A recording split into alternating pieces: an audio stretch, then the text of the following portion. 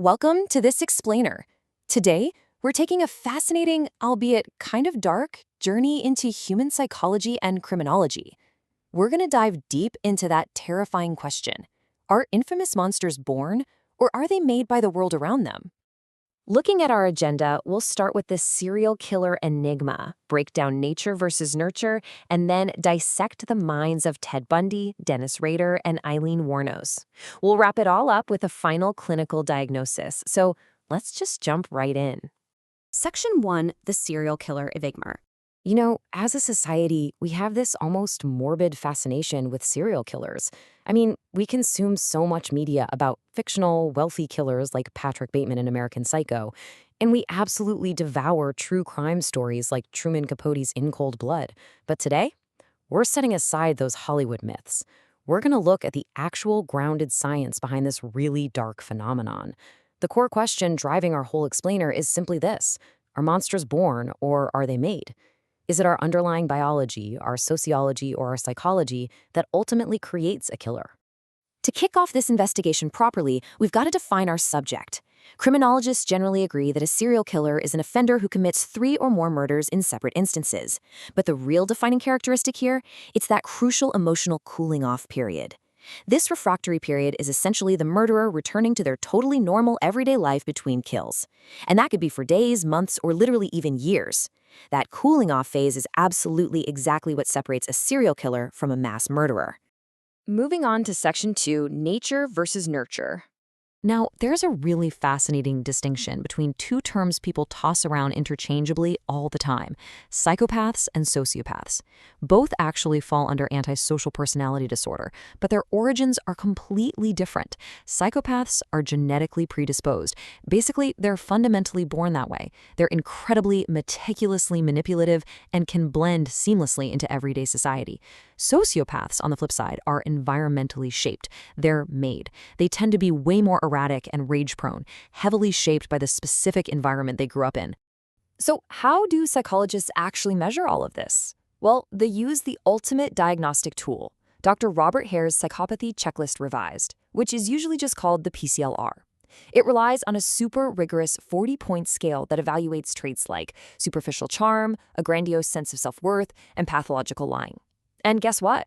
We're going to use this exact 40-point scale at the climax of this explainer to officially score our 3 killers. Which brings us to Section 3, Ted Bundy, the chameleon. Outwardly, Ted Bundy was, well, everything society respects. He was this handsome, highly charismatic law student and even a prominent young leader in local politics. But inwardly, he was a walking paradox driven by a really deep narcissistic strain and incredibly dark sexual fantasies.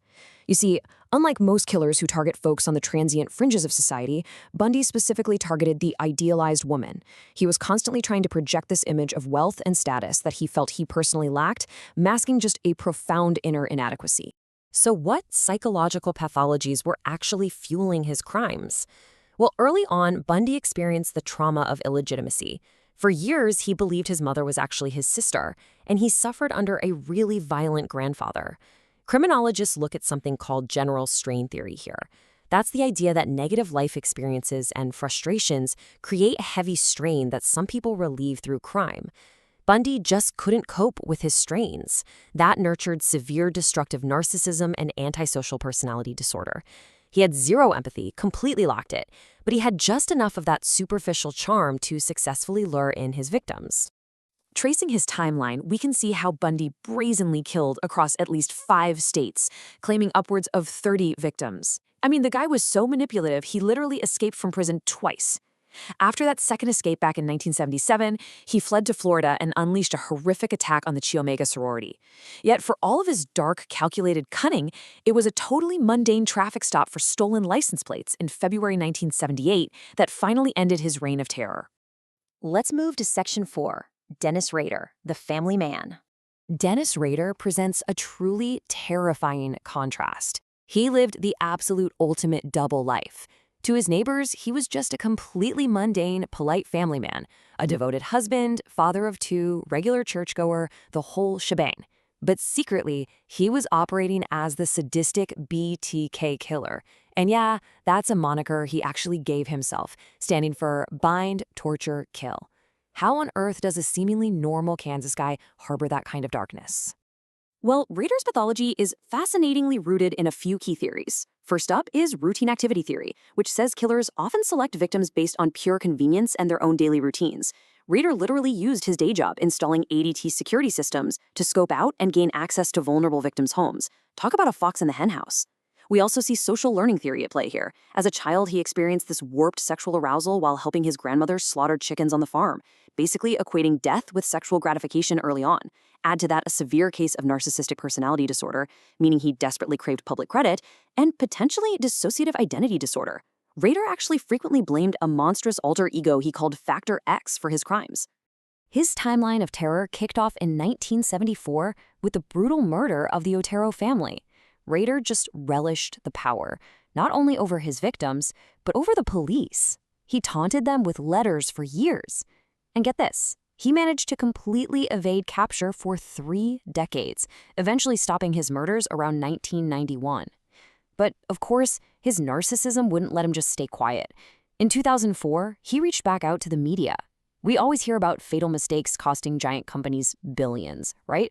Well, Rader's incredibly arrogant decision to send a traceable floppy disk to the police just to prove his own brilliance was the ultimate fatal error that instantly unraveled his entire 30-year double life.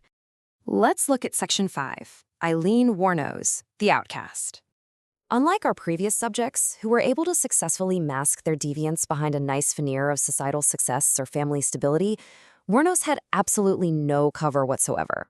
The media famously dubbed her the damsel of death, but her actual reality was one of severe abuse and total abandonment.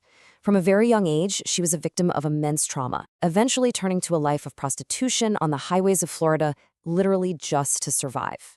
Her actions are incredibly closely tied to her brutal environment. If we look at social bond theory, which suggests that people with strong ties to family and community are way less likely to commit crimes, we see Wuornos had a complete void of these bonds. Abandoned by her parents, she suffered some of the most extreme adverse childhood experiences imaginable. That intense strain pushed her straight toward borderline personality disorder, which for her was marked by extreme impulsive anger and a really profound fear of abandonment. Violence tragically became her warped coping mechanism. It was her primary means of survival. Between 1989 and 1990, Wuornos shot and killed at least 6 men who had picked her up. Now, she later claimed the murders were acts of self-defense against assault, but her actions after the fact proved to be her downfall. She routinely robbed her victims, and her careless decision to pawn the items she stole from those men left a direct, undeniable fingerprint trail right on the pawnshop sale cards. That trail led authorities straight to her arrest in early 1991. Now for our final section, Section 6. Diagnosing the psychopath. We evaluated all 3 of our subjects using Dr. Hare's PCLR scale, looking at traits from pathological line all the way to a total lack of remorse. Remember, 30 is the clinical threshold for a psychopathy diagnosis. Bundy?